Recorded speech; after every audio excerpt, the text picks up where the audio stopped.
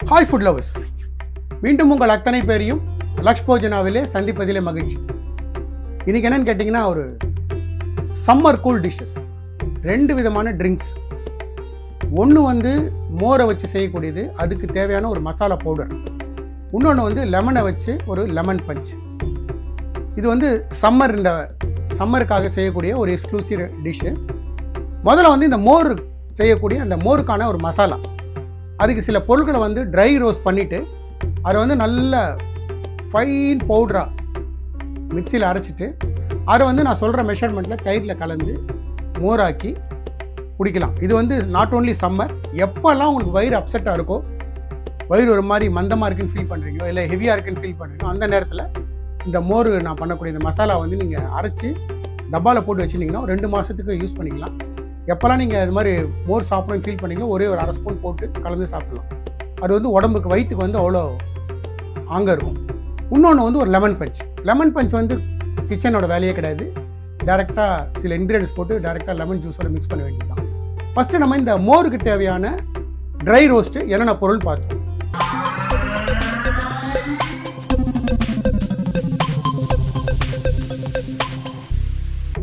நான் வந்து இங்கே ஒரு ஃப்ரைங் பேன் வச்சுருக்கேன். ஸ்டவ் ஆன் பண்ணிக்கிறேன். ஸ்லோ ஃப்ளேம் ஆக்கிட்டேன். பேன் வந்து சூடாகிடுத்து. என்கிட்ட வந்து ஒரு 125 மெஷர்மெண்ட் வச்சுருக்கேன். அரை கப்பு தனியா சேர்க்குறேன்.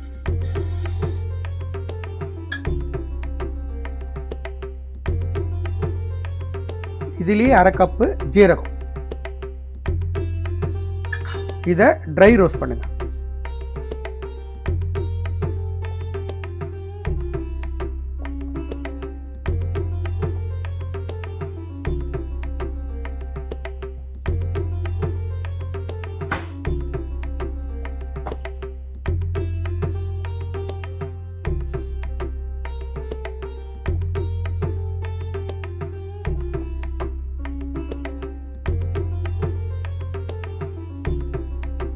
நான் இதிலே வந்து 1 டீஸ்பூன் மிளகு, இன்னொரு 1/2 டீஸ்பூன், 1.5 டீஸ்பூன் மிளகு சேர்த்துருக்கேன்.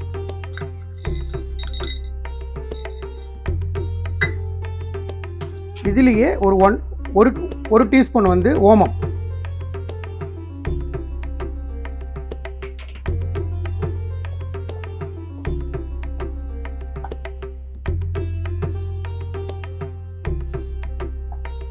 இதுலேயே வந்து கருவேப்பிலை.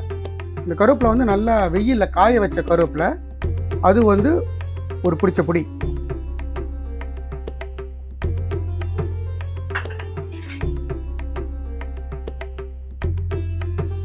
நம்ம எல்லா ஐட்டமும் போட்டு ஒரு 4 to 5 மினிட்ஸ் ஸ்லோ ஃப்ளேமில் எல்லாம் ட்ரை ரோஸ்ட் பண்ணிட்டோம். இங்கே பார்த்தீங்கன்னா இந்த தனியா பார்த்தீங்கன்னா இப்படி க்ரஷ் பண்ணிங்கன்னா மாவாயிடும். ஸோ இதுதான் பதம். தனியா வந்து இப்படி எடுத்து கையில் இது பண்ணிங்கன்னா கையாலே பொடியாயிடும். ஸோ இந்த ஸ்டேஜுக்கு இதை நல்லா வறுத்துட்டேன். நான் இப்போ வந்து ஸ்டவ் ஆஃப் பண்ணிட்டேன். ஸ்டவ் ஆஃப் பண்ணிவிட்டு இங்கே வந்து ஒரு 1/2 டீஸ்பூன் பெருங்காயம் வச்சுருக்கேன். பெருங்காயத்தூள் இன்னொரு 1/2 டீஸ்பூன் சேர்க்குறேன்.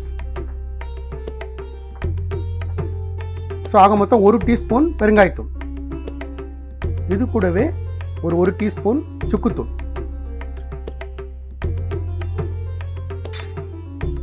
இதையும் ஃபைனாக மிக்ஸ் பண்ணிட்டேன்.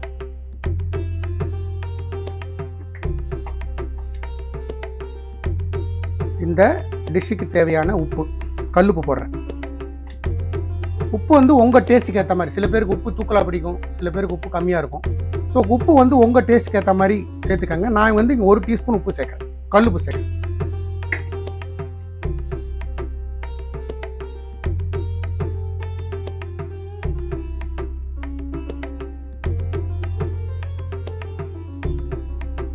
இந்த பேன் இருக்கிற சூட்லேயே இந்த பெருங்காயம், சுக்கு இதெல்லாம் வந்து அதுவும் நல்லா ரோஸ்ட் ஆகிடும். இதுலேயே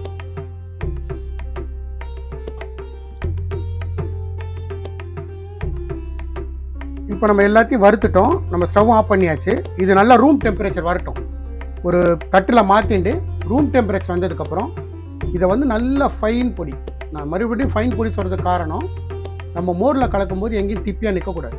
அது அந்த மோரில் போடும்போது மோரோடு கலந்துடும். ஸோ அந்த ஸ்டேஜுக்கு இதை ஃபைனாக திரிக்கணும்.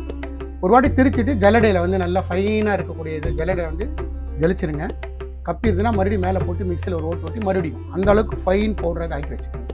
பண்ணிட்டோம்னா இதை நீங்கள் வந்து ஏர்டைட் பாக்ஸில் போட்டு வச்சுட்டிங்கன்னா கண்டிப்பாக 2 மாதம் வரைக்கும் யூசேஜை பொறுத்து 2 மாதம் நிச்சயமாக கெட்டு போகாது.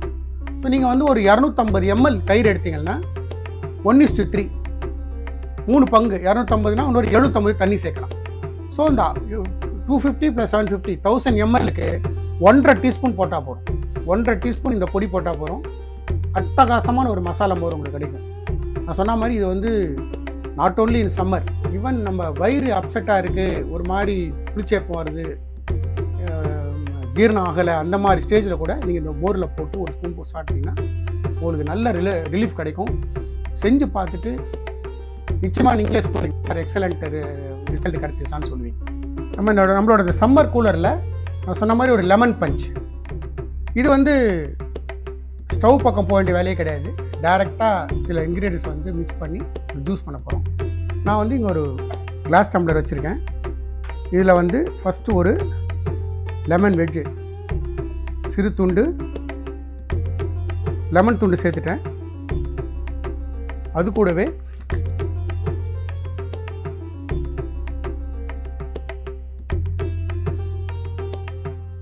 ஒரு டீஸ்பூன் நான் லெமன் ஜூஸ் சேர்க்குறேன்.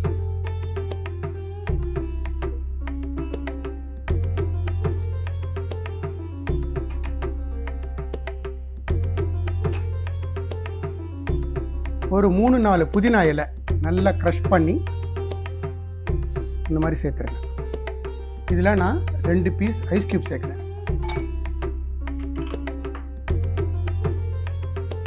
ஒரு 1/4 டீஸ்பூன் பிளாக் சால்ட் கருப்பு உப்பு. கருப்பு உப்பு இல்லாதவங்க நார்மல் சால்ட் கூட சேர்த்துக்கலாம். ஒரு 1/4 டீஸ்பூன் சாட் மசாலா,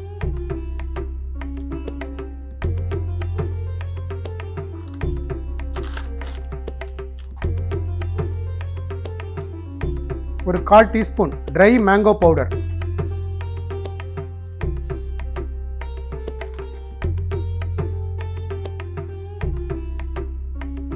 ஒரு 1/4 டீஸ்பூன் ஜீரகத்தூள்.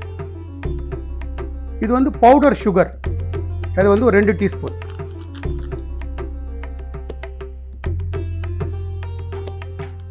இப்போ இதில் நான் வந்து சோடா சேர்க்குறேன்.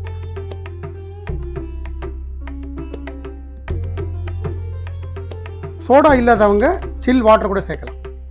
இதை நல்லா ஒரு ஃபைன் மிக்ஸ், இதை நல்லா ஒரு கலந்து விட்டுருங்க.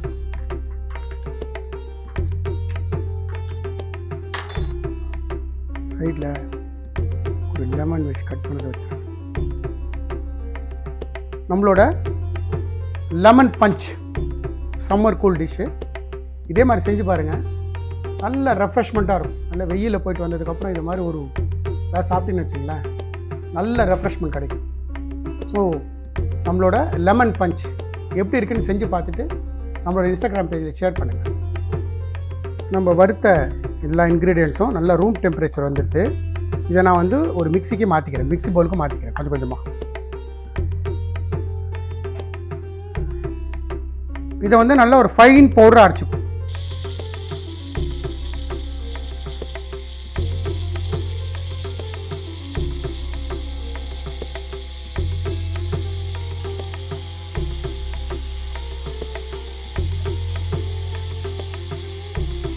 நம்ம அரைச்சதை வந்து இந்த மாதிரி ஒரு ஜல்லடை போட்டு இந்த மாதிரி சலித்து இந்த மாதிரி ஃபைன் பவுடராக இருக்கணும். எந்த அளவுக்கு நீங்கள் 2-3 வாட்டி ஜலிக்கிறீங்களோ ஜலிச்சு இந்த மாதிரி ஃபைன் பவுடர் ஆக்கிக்கோங்க. மேலே வர கப்பியை மறுபடியும் மிக்சியில் போட்டு இன்னொரு வாட்டி அரைச்சிருங்க. ஸோ இந்த அளவுக்கு அது ஃபைன் பொடியாக இருக்கணும். அப்போ தான் அது வந்து தயிரில் வந்து மோராக்கும் போது நல்லா கரையும். இல்லைன்னா கீழே போய் அடியில் போய் உட்காந்துரும். என்கிட்ட வந்து இது வந்து 250 ml மெஷர்மெண்ட்டில் ஒரு கப்பு தயிர் எடுத்திருக்கேன். இந்த தயிரை சேர்த்துட்டு இந்த தயிரை வந்து நல்லா பீட் பண்ணிட்டு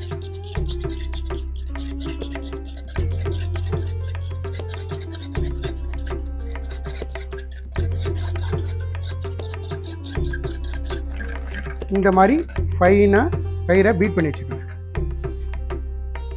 இப்போ இதில் இதே மெஷர்மெண்ட்டில் 1 2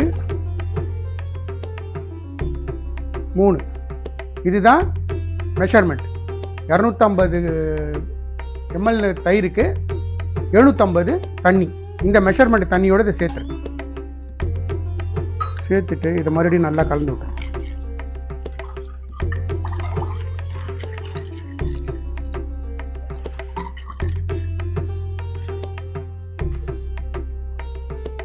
இந்த கலந்ததில் நம்ம ஃபைனாக அரைச்சி நம்ம சலிச்சு வச்ச இந்த பொடியை 1 டீஸ்பூன் நான் இப்போ சேர்க்குறேன்.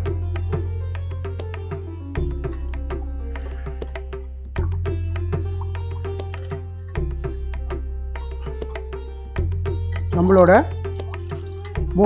மசாலா மோர் தயார். ஆக்சுவலாக இப்போ நான் உப்பு ஏற்கனவே போட்டு அரைச்சிருக்கேன். சப்போஸ் இதில் உப்பு தேவைன்றவங்க உப்பு ஆட் பண்ணிக்கலாம் தனியாக. சில பேருக்கு உப்பு கொஞ்சம் தூக்கலாக தேவைப்படும், இல்லை மைல்டாக உப்பு இருக்கிறவங்களுக்கு இது ஓகே. இல்லை சார் எனக்கு உப்பு டேஸ்ட் தெரியணும்னு ஆசைப்பட்றாங்க. அதே மாதிரி பொடியும் நான் 1 ஸ்பூன் நார்மலாக போட்டிருக்கேன். இல்லை எனக்கு இன்னும் கொஞ்சம் ஃப்ளேவர் ஜாஸ்தி இருந்தால் பரவாயில்லன்றவங்க இன்னொரு 1/2 ஸ்பூனோ 1/4 ஸ்பூனோ சேர்த்துக்கலாம். அது அவங்க டேஸ்ட்டுக்கு ஏற்ற மாதிரி. பட் நார்மலாக இந்த 750 கிராமுக்கு இது 1 டீஸ்பூன் பொடி இஸ் எனஃப். அதுக்கு மேலே போட்டிங்கன்னா ரொம்ப காட்டாயிடும். நம்மளோட மசாலா மோர் நான் என்ன மாதிரி இன்க்ரீடியன்ஸ் போட்டு அரைச்சனோ ஸ்லோ ஃப்ளேமில் பொறுமையாக வருங்க. வறுத்ததை ரூம் டெம்பரேச்சர் வந்ததுக்கப்புறம் இதை ஃபைனாக மிக்ஸ் பண்ணி அரைங்க. அரைச்சதுக்கப்புறம் சலிச்சிங்கன்னா தான் இந்த மாதிரி மிக்ஸ் பண்ணும்போது உங்களுக்கு அந்த பவுடர் ஃபுல்லாக மோரில் கரைஞ்சிருக்கும். ஸோ நம்மளோட சம்மர் கூல் நம்ம பண்ண அந்த லெமன் பஞ்சும் இந்த பட்டர் மில்க் மோரும் ஒரு அட்டகாசமான சம்மர் கூலர். இதே மாதிரி இன்க்ரீடியன்ஸ் வச்சு செஞ்சு பாருங்கள். எனக்கு கிடைச்ச அதே ரிசல்ட் உங்களுக்கும் கிடைக்கும். அப்படி நீங்கள் செய்யக்கூடிய மோரி ஆட்டும் இல்லை இந்த லெமன் பஞ்ச் ஆட்டும் நம்ம இன்ஸ்டாகிராம் பேஜில் ஷேர் பண்ணுங்கள். இந்த வீடியோ பிடிச்சிருந்தா லைக் அண்ட் ஷேர் பண்ணுங்கள். உங்கள் ஃபேமிலி அண்ட் ஃப்ரெண்ட்ஸ்க்கு ரெக்கமெண்ட் பண்ணுங்கள். நம்ம வீடியோ நிறைய பேரை சப்ஸ்கிரைப் பண்ண வைங்க. Lakshman signing off from Laksh Yojana.